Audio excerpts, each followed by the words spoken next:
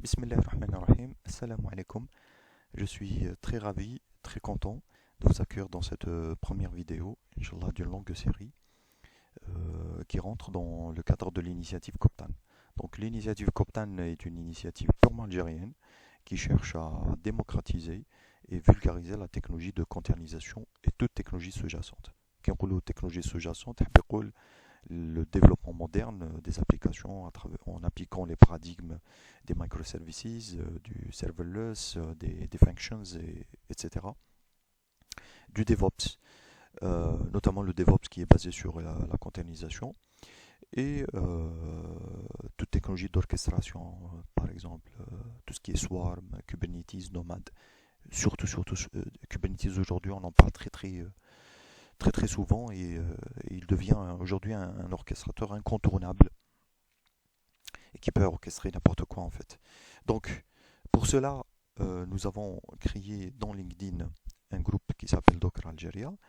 En peu de jours, alhamdoulilah, on a atteint un chiffre de plus de 130 membres. Et dans ce groupe qui est fait pour les Algériens, nous tâcherons en fait de partager toute information importante, tout article, tout événement, tout bouquin. Donc pour toute personne qui veut adhérer à nous, qu'elle soit la bienvenue dans cet espace pour justement le partage d'informations. Si vous avez aussi des expériences, des success stories, alors n'hésitez pas à nous les raconter, ça sera vraiment bénéfique pour tout le monde. Entre-temps, aussi, nous avons créé un espace dans Medium qui s'appelle Coptan. Et dans cet espace, nous avons déjà rédigé quelques articles. Je vous invite à les consulter, à les lire. Et bien sûr, vos commentaires sont les bienvenus. Pour toute personne qui désire rédiger ou écrire des articles dans n'importe quelle langue, en anglais, en français, en arabe, surtout en arabe, qu'elle soit la bienvenue, ça va permettre justement d'enrichir les connaissances de tous. Alors, sans trop m'attarder, je vais dans cette première vidéo présenter quelques points fondamentaux de Docker. Alors, cette vidéo est beaucoup plus nécessaire ou importante pour les gens qui n'ont pas de connaissances sur Docker ou là qui ont ils ont entendu parler de Docker mais qui n'ont pas vraiment pu tester cette technologie extraordinaire et merveilleuse. Alors Docker, il a fait ses apparitions en 2013. وجاء باش يحل مشكل كبير. Le مشكل c'était le problème de shipping. C'est quoi le problème de shipping? C'est que le développeur, il a son propre environnement de développement sur son laptop. Et une fois il nous crée son package pour déployer l'application sur l'environnement de prod, ça ne marche pas. Et là, ça devient cauchemardesque et c'est vraiment un grand cassement de tête. Ça crée de grands problèmes pour les intégrateurs de solutions, pour les administrateurs d'infrastructures. Et parce que déjà, les deux entités ne parlent pas le même langage. Le développeur, c'est un développeur, l'administrateur, c'est un administrateur. Chacun, il est dans son monde. C'est pour ça que le DevOps, aujourd'hui, il est venu pour combler ce vide. En fait, le DevOps Z عاونوا beaucoup plus Docker علاش parce que Docker جاب une philosophie, une technique donc de shipping. Donc l'application, elle va être mise avec toutes ses dépendances dans un environnement, dans un petit sandbox, et on va créer une image. Alors cette image-là, je pourrais la déployer sur n'importe quel laptop, sur n'importe quel serveur, de n'importe quel type, que ce soit un environnement de prod ou un environnement de test ou un environnement de staging, peu importe l'environnement. Et c'est 100% agnostique. Ça veut dire que ça marche en prem, ça marche aussi dans le cloud, le plus normalement du monde. Donc, Docker, il s'est basé sur la technologie de containerisation qui n'est pas réellement, à vrai dire, une technologie récente. C'est une technologie très ancienne. Mais كانت une technologie اللي كنا نخدموا بها, c'est-à-dire qu'il était accessible uniquement en ligne de commande. Et Docker, il est venu, il a vraiment simplifié, il a développé un ensemble d'outils qui permettent vraiment de manipuler des capacités qui sont vraiment difficiles déjà à maîtriser, à comprendre. avant son apparition. Donc, le Docker, il se base sur la notion du moteur, Docker Engine. Donc, l'architecture est la suivante. Vous avez le CLI, que vous utilisez justement pour créer les différentes commandes pour gérer le lifecycle de vos containers. Et ça, c'est la partie client. Et vous avez le démon. Donc, Docker, il se base sur un démon qui s'exécute en arrière-plan. Et c'est ce démon-là qui va jouer le rôle d'interface ou de gateway entre votre client et vos containers. Donc le client il va générer des commandes en REST API. Donc le démon il expose des endpoints en REST. Et le démon, en recevant ces requêtes REST, il va les transformer en requêtes gRPC. Alors gRPC, pour les gens qui ne connaissent pas, c'est un protocole apparu récemment et qui a été créé par Google, justement. Et aujourd'hui, on le retrouve très souvent dans le développement des web services. Donc là, ce n'est plus REST, c'est plutôt le gRPC. Parce que il est basé sur un format binaire et donc il est beaucoup plus rapide que le REST, par exemple. Mais pour garder cette histoire de compatibilité, le démon il est là pour jouer le rôle de passerelle, pour jouer le rôle de gateway. Okay, et vous avez le containerd qui est derrière. C'est ce containerd qui va exécuter toutes les commandes gRPC émises par le démon. Alors quand on crée un container, par exemple dans cet exemple, Docker container run, on verra justement un exemple tout à l'heure. Donc on aura une requête REST qui va être transformée en requête gRPC. Et le containerd, qu'est-ce qu'il va faire? Il va créer un processus shim. Ce processus shim, il va faire appel à ce qu'on appelle le runtime runC. Et ce runtime runC qui va nous créer justement le container. Et puis, il y aura juste une communication bin le container et le containerd à travers le shim. Okay, alors, Docker, quand il a commencé, il était seul. Il a créé ce qu'on appelle l'effet iPhone. Il a bouleversé le monde. Il a vraiment attiré l'attention de beaucoup de gens.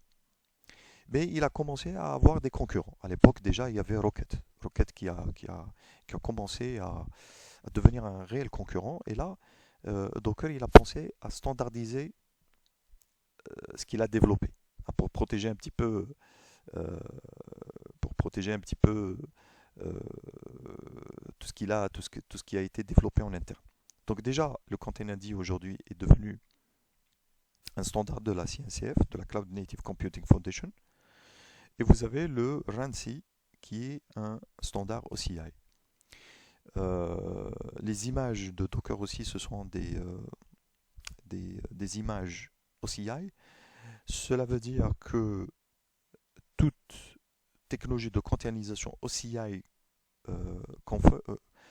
conforme OCI doit, par exemple, pouvoir manipuler les images Docker. Donc Docker aujourd'hui est devenu un standard. Okay, voilà, ça c'est le principe de fonctionnement de Docker. Donc on voit que l'architecture est modulaire.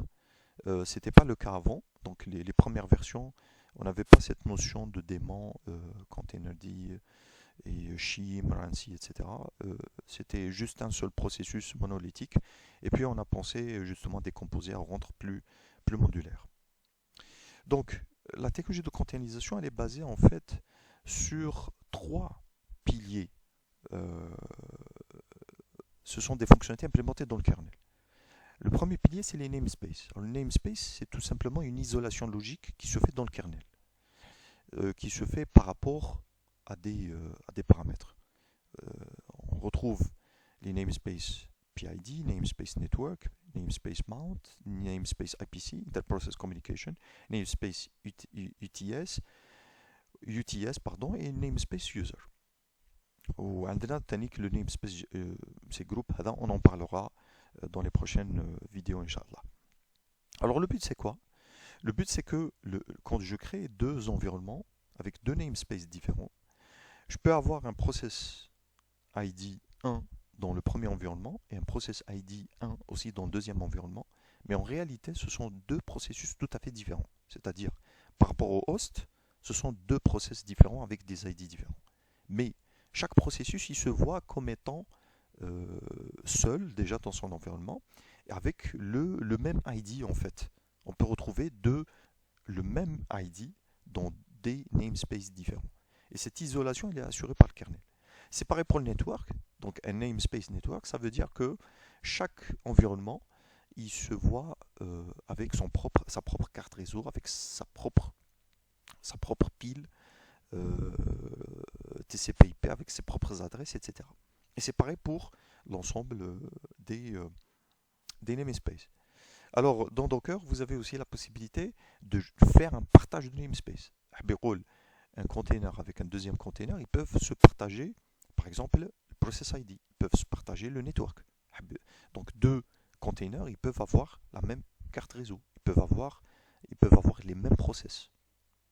On peut aussi faire le partage de namespace entre un container et le host. Par exemple, si je fais un partage de PID, tous les processus du host seront visibles par le container. Donc ce sont des fonctionnalités qu'il faudra maîtriser, mais il faudra vraiment faire attention à ça, parce que si on crée un container qui partage le PID avec son host, si je fais une suppression de processus, ça va impacter ipso facto ce qui se passe dans le host. Donc il faut faire attention. Vous avez le deuxième fonctionnalité, c'est ce qu'on appelle les C-groups, les control groups. C'est une fonctionnalité qui nous permet d'imposer des contraintes en termes de ressources sur les containers. Okay. Par exemple, le container là, je vais lui donner tant de RAM, tant de CPU, tant d'IO disk. Et le container dans ce cas-là, il ne va pas pouvoir dépasser les ressources qui lui sont allouées. La fonction est très importante dans le cadre de multi-tenancy. Imaginons le cas, par exemple, d'un provider cloud. S'il fournit des containers et avec un certain SLA, il faudra appliquer cette fonctionnalité. Mais quand j'ai un container, il va consommer des ressources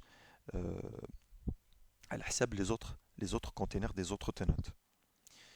La troisième fonctionnalité, c'est l'Union File System. Cette fonctionnalité est très très importante parce que ça va nous permettre d'économiser l'espace de stockage. Donc le container, il est basé sur une image d'abord, ce qu'on appelle une image de base, liée dans lit. À l'instanciation du container, chaque instance, on va lui créer une couche read-write. C'est à peu près la notion de disque de base et disque différentiel dans les machines virtuelles. Mais là, c'est le même principe en fait, mais c'est un peu différent dans ce cas-là parce que c'est un driver qui est implémenté au niveau du kernel, donc c'est plus performant que la notion de disque différentiel qu'on retrouve dans les machines virtuelles, sachant que les disques différentiels, par exemple, c'est déconseillé, ça a été avant, dans le passé, déconseillé dans le monde de virtualisation pour les problèmes de lenteur. Okay. Mais là, c'est obligatoire. Dans le monde des containers, c'est un passage obligatoire et ça permet justement d'économiser de l'espace disque. Alors, sur le plan sécurité, Docker il se base déjà sur les deux points kernel ou les deux fonctionnalités kernel que nous avons vues tout à l'heure, à savoir les namespaces. Donc on assure une isolation kernel. Et vous avez les C-groups, donc à travers l'application des contraintes des ressources. Donc là, c'est quand même une première mesure ou une première barrière de sécurité sur les containers. Si on applique bien les namespaces, si on applique bien les C-groups, on est sûr qu'un container ne peut pas altérer le bon fonctionnement d'un autre container. Un container ne peut pas consommer plus de ressources que ce qu'on lui a alloué, par exemple. Une autre mesure de sécurité, c'est les Unix sockets. Vous savez que le Docker, il est basé sur la notion de daemon, et le client, pour qu'il communique avec le daemon, il génère des requêtes REST. Mais ces requêtes REST ne passent pas à travers un flux TCP. Ça passe par défaut à travers l'unique socket ou là les named pipes dans le cadre de Windows. L'exécution du client, elle se fait en local, elle ne peut pas se faire à distance. Maintenant, si on veut gérer à distance un, un, un, un moteur, un engine Docker, il va falloir activer la fonctionnalité TCP. Ça devient un peu dangereux, mais il faudra un petit peu serrer un petit peu la ceinture à travers bien sûr l'application du TLS, à travers aussi la définition des policy firewall, par exemple autoriser le flux à partir d'une certaine adresse pour certains utilisateurs, etc. Donc ça on sait le faire. Mais déjà Docker, par mesure de sécurité, il utilise uniquement Linux Socket pour une manipulation en interne. L'utilisateur لازم يكون داخل le système, donc il doit être authentifié, il doit avoir les autorisations nécessaires, soit en mode root, soit il faut il fasse partie du groupe Docker pour pouvoir exécuter ses commandes.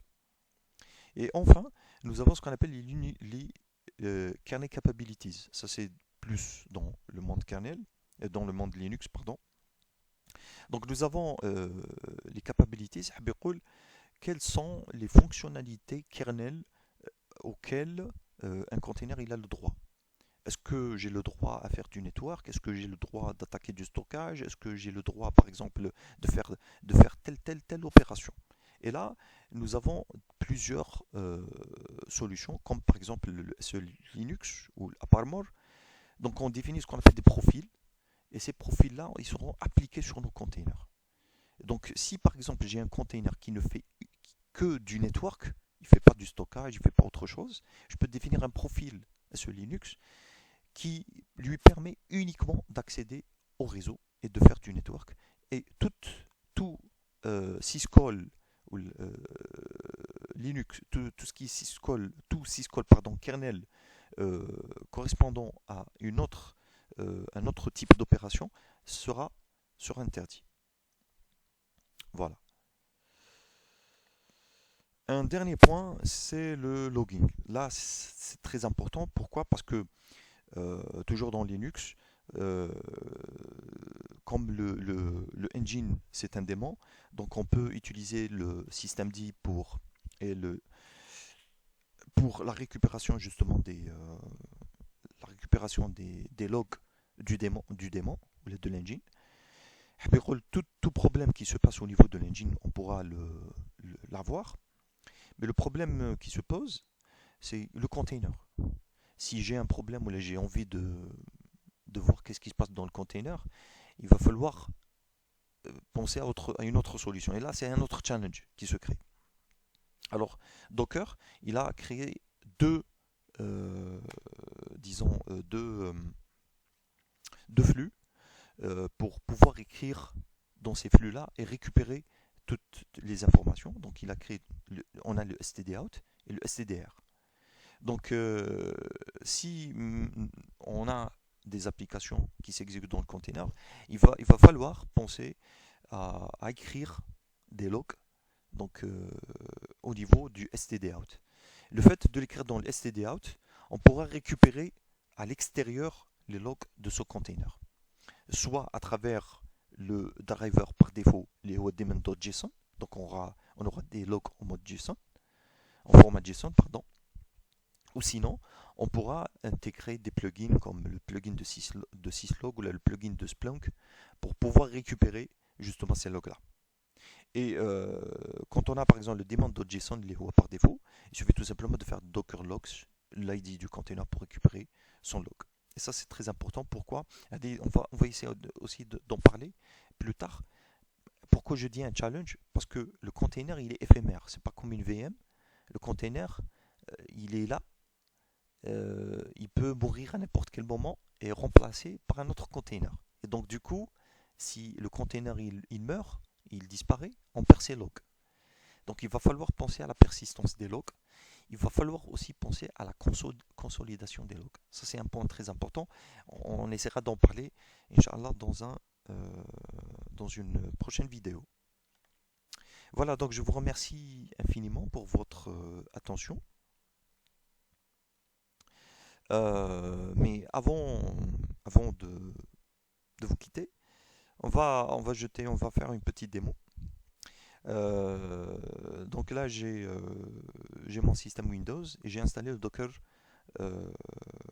CE, donc le Docker Community, pardon, le Docker Desktop, le Docker CE Community Edition, effectivement, qui me permet justement de travailler sur Docker. Ce qu'il faut savoir, c'est que l'avantage avec le Docker sur Windows, c'est que je peux utiliser les deux technologies, les deux plateformes. Docker sur Windows ou la Docker sur Linux. Donc, je vais vous montrer. Donc, quand on installe Docker, on a le Docker Desktop qui est running. Et là, vous avez cette option-là. Par exemple, dans mon cas, je suis dans Linux Containers. Mais si j'ai envie de switcher vers Windows Containers, je peux le faire. Alors, ce qu'il faut savoir, c'est que Windows 10, il supporte les containers et le Windows Server, à partir de 2016, les containers sont supportés. Sur Windows 10, on fait plutôt ce qu'on appelle du Hyper-V Containers. Ce sont des containers en fait, qui s'exécutent dans des machines virtuelles lightweight. Alors, vous allez me dire comment on exécute, comment ça marche, Linux Containers. Et bien, tout simplement parce que vous savez, quand on installe Docker sur Windows, il faut installer Hyper-V, donc c'est un passage obligatoire. Et le fait d'activer Linux Containers, automatiquement, Docker va me créer cette VM, Docker Desktop VM, qui est une VM Linux. C'est à l'intérieur que je vais avoir un Docker Engine et je vais utiliser mon client pour communiquer avec ce Docker Engine. Ok. Donc actuellement, je suis dans le mode Linux Containers. Alors si on jette un coup d'œil rapidement sur les différents settings, alors voilà, donc là par exemple si je veux activer l'option TCP, parce que donc actuellement j'utilise le Named Pipe sur Windows ou j'utilise du socket Linux quand on est dans Linux, et donc si je veux exposer mon Docker Engine en TCP, il va falloir activer cette option-là. Et là par exemple c'est les ressources pour ma machine virtuelle qui s'exécute, bien sûr, c'est cette machine virtuelle-là qui s'exécute en Hyper-V. On a la possibilité de faire ce qu'on appelle du file sharing.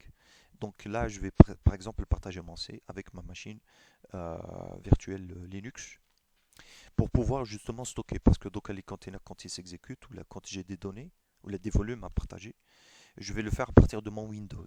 D'accord. Et là, je vais utiliser un protocole, le protocole NFP par exemple, qui va être utilisé pour accéder à mes ressources locales, à mes disques comme partage, comme file share.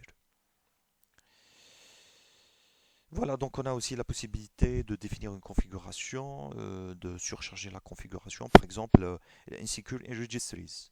Par défaut, Docker, il accepte uniquement le Docker Hub. Si j'installe un registry en local, donc il va être un Insecure Registry, il va falloir le rajouter ici.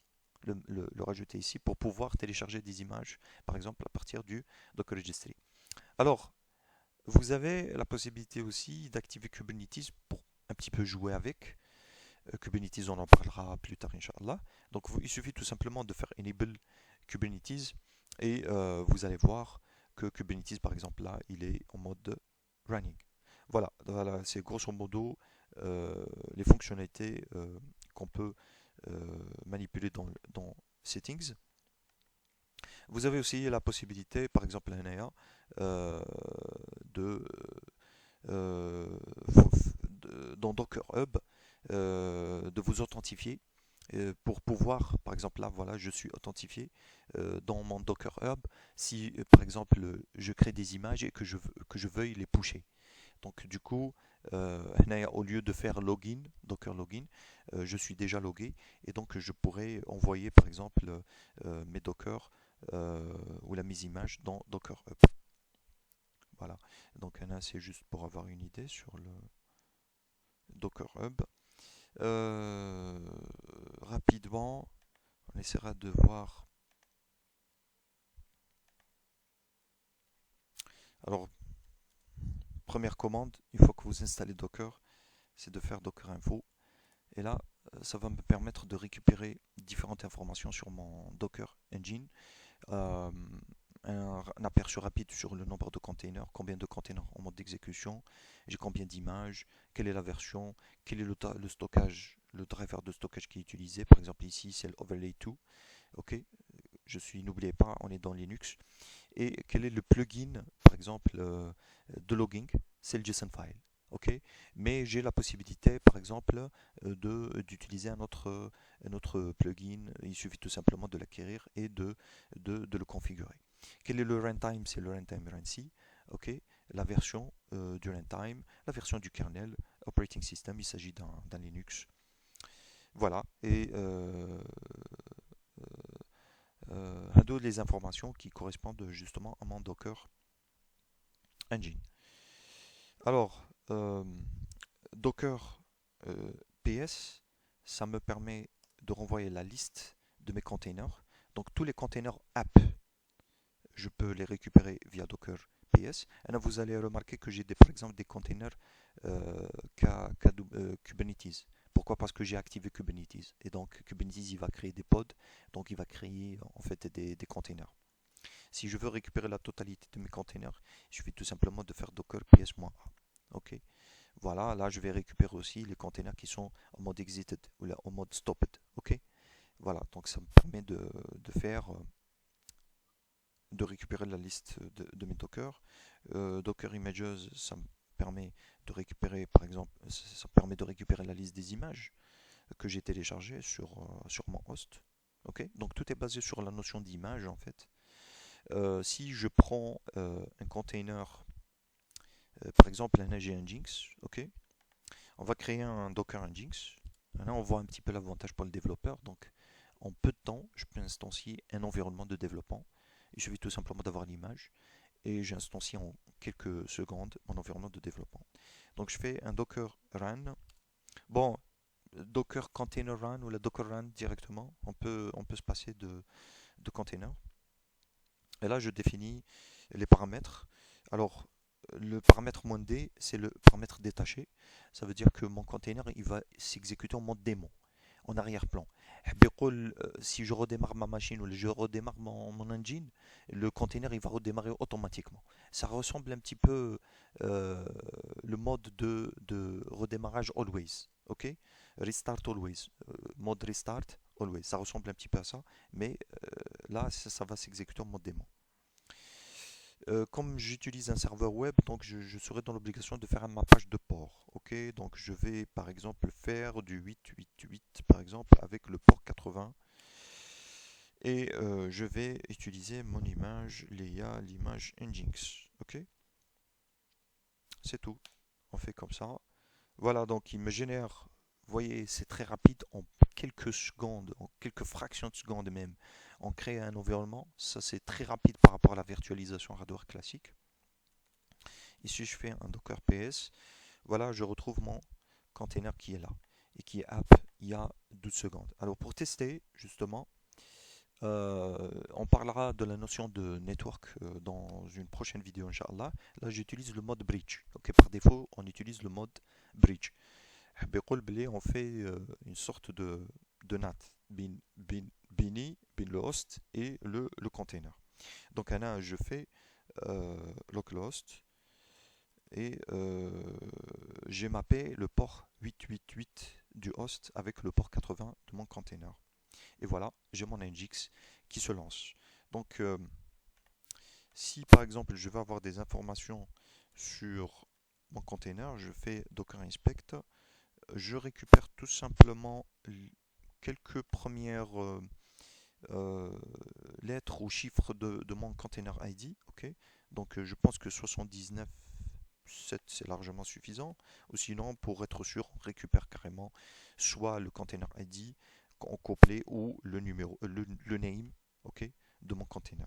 Donc, je fais inspect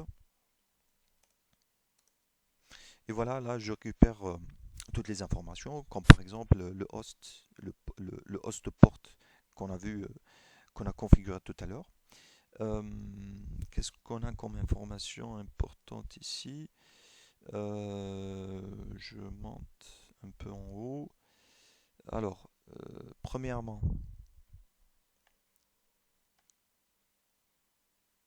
Alors, alors j'ai bien sûr l'ID de mon container, la date de sa création.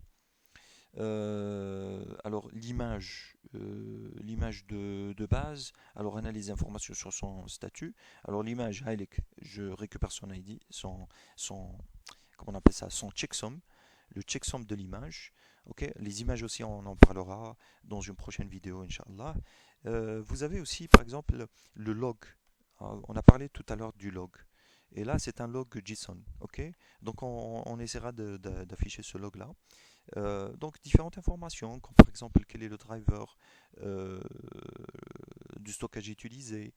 Euh, Qu'est-ce qu'on a aussi? Qu'est-ce qu'on peut... Oui, les informations sur les memories, sur les CPU shares. Là, c'est ces groups là.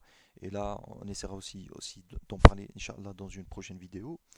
Qu'est-ce qu'on a aussi comme information importante? Oui, ça c'est le data. Donc ça c'est la couche read-write de mon container aussi. On essaiera d'en parler dans une prochaine vidéo. Voilà, donc grosso modo, c'est les informations qu'on a. Euh, هنايا, par exemple, l'IP address de mon container. Ok, ça c'est. Ok, parfait, très bien. Dans ce cas-là, si par exemple, maintenant, si je veux avoir les logs de mon container, ok, je vais faire tout simplement docker logs 797. Euh, ouais, pardon, je suis trompé de la commande. Et voilà, là je récupère les informations sur. Donc là, ce qui se passe, c'est que le Nginx qui est à l'intérieur de mon container, il intercepte les requêtes et il log toutes les requêtes et il les redirige vers le stdout de mon Docker. Donc ça va être enregistré dans le fameux fichier de log qu'on a vu tout à l'heure dans la configuration de euh, de mon container. Voilà, je pense que c'est tout pour aujourd'hui. J'espère que la vidéo était plus ou moins intéressante. Et Inch'Allah, on va essayer d'améliorer et d'améliorer les choses plus tard, c'est clair, et de voir un petit peu les choses avancer dans les prochaines vidéos. Donc je vous remercie infiniment pour votre attention. Barakallahu fikum.